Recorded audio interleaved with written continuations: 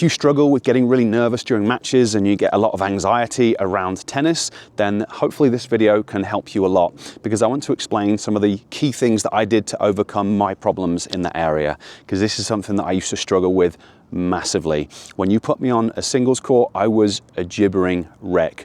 I was okay in doubles, and it didn't affect me in team sports. I had no problems there, but it was something about playing singles. I would just fall apart mentally. I would make excuses constantly, massive amounts of negative self-talk. It was to the point where, you know, I would be 1-1 in the first set. I would get my serve broken, so I'm like 2-1 down in the first set, and I'm coming up with a list of reasons and excuses of things that I'm going to tell my friends to why I lost to someone that I didn't feel like I should lose to. So looking back, it was crazy and it's kind of embarrassing, but I'm happy to say that I was able to overcome those issues when I got a little bit older and I started to learn more about how the body functions, and especially more about how the brain functions.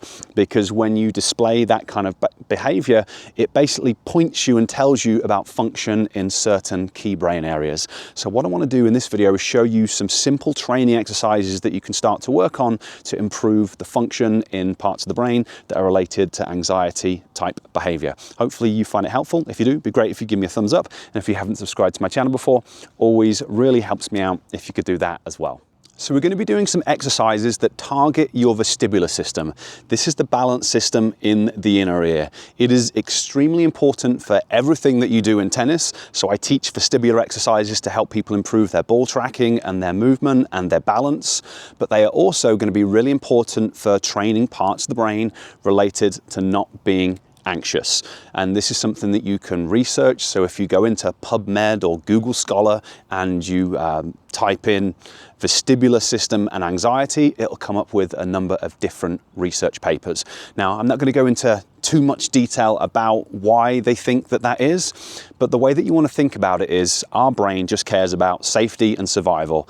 I think tennis is the most important thing ever, and maybe you do as well, but my brain just cares about staying alive for the next 10 seconds. And one of the biggest challenges for humans is falling over. And this is something that happens to a lot of people in tennis. You get a lot of tennis players that fall and seriously injure themselves, especially older players. So our brains are kind of smart. They understand this type of thing. And if the balance system, the vestibular system, isn't working as well as it should be, it creates a massive amount of stress and threat within the brain, which can lead to people feeling very anxious. And then when you add in the stress of a tennis match on top of things, that's when it tends to tip things over the edge. And that was what was going on with me. Now, people can have issues with these systems for a number of reasons, but I'd had a lot of blows to the head. I played soccer, I played rugby, I did mountain biking, I did all these things where I was getting hit in the head, and it was negatively impacting my vestibular system, which led to the problems that I was dealing with. And training this system was massively instrumental for me to improve my ball tracking, improve my timing, improve every aspect of my tennis, but also to really address the anxiety type behavior. It wasn't until I was around 35, 36 that I learnt this stuff and my anxiety went away and my tennis was much better and my life was much better after that. So this isn't a medical claim, I'm just saying what happened to me and encouraging you to start working on these exercises for a number of reasons. So the first one that we're going to do is a VOR. Vestibulo-ocular reflex. This is training the connection between the balance system in the inner ear and the eyes. Really simple exercise. I'm going to look at my thumb and I'm going to turn my head while keeping my eyes looking at my thumb. About 5 reps to the left is a good starting point, and then I'm going to do the same thing going to the right. 5 reps, then I'm going to go upwards, and the whole time I'm trying to keep my eyes focused on the target. And then I'm going to go downwards.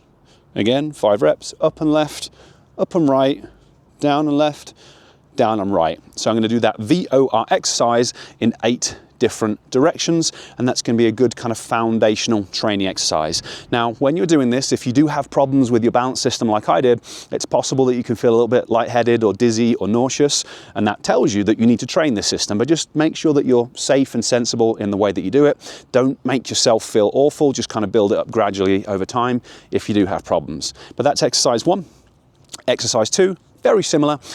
This is a VORC, so we're going to do this. We're going to keep our eyes looking at the target, and we're going to move our head and our eyes at the same time and the same speed. So I'm going to do that to the left, I'm going to do it to the right, I'm going to do it up, I'm going to do it down, up and left, up and right, down and left, down and right. So we're going to do those same 8 directions, and the reason that we're doing these different directions is because we've got different receptors that detect movement of our head in different directions. So we need to make sure that we're activating them all. Now the thing to watch out for here is I'm only going to move my head as far, or move my arm as far as my head goes. So if my head only goes to there, I don't need to take my arm that far. We're going to try and get the coordination component. And again, around 5 reps in each direction is going to be a good starting point for most people. But this is something that we can build up considerably over time to really start to challenge the system more. So I started out very gently, but over time I really worked harder and harder and kind of did more repetitions and worked on different speeds and a few other progressions to kind of fully address the problems that I was dealing with, both in terms of, the anxiety type behavior and improving my ball tracking and things like that. So give it a try, see how you get on. If you'd like to learn more about this type of training, you should definitely get hold of my free Tennis Vision starter program. It's going to show you these exercises again, but it's also going to show you some additional exercises that you can work on to improve these types of skills to help you play better tennis. So I'll place a link to that down in the description, or you can go to tennishacker.net/vision to get hold of this free program. Okay, any questions about what we've covered here, leave them down below. If you've got any experiences with being a crazy tennis player like I used to be on court, feel free to leave those in the comment section as well. Otherwise, thank you very much for watching, and I will catch you next time.